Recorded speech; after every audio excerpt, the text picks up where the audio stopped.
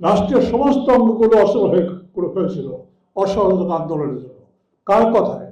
বঙ্গবন্ধুর কথায়। কোন বাড়ি থেকে? 32 নম্বর বাড়ি থেকে। সেই 32 নম্বর বাড়ি আজকে বুলডোজার দিয়ে আপনারা গুড়িয়ে দিলেন। এই অপরাধ ঐতিহাসিক অপরাধ। এই অপরাধ অমার্জনীয় অপরাধ। এটা হঠাৎ করে হয়নি, 3 দিন ধরে করেছেন। তার অর্থ হলো এই পরিকল্পিতভাবে করেছেন। আর আপনারা মুখে বলেন আইনের শাসন। কোন আইনে কে অর্ডার দিয়েছে আমরা জানতে চাই। এই পারি না বলেন। আজকে যদি বিভিন্ন গ্রামে অনেকের ব্যাংক আছে, সে ব্যাংকগুলো যদি পুড়ে দেয়, জ্বালিয়ে দেয় ক্রুদ্ধ জনতা, তাহলে কি হবে? আজকে গণতন্ত্রের কথা বলেন।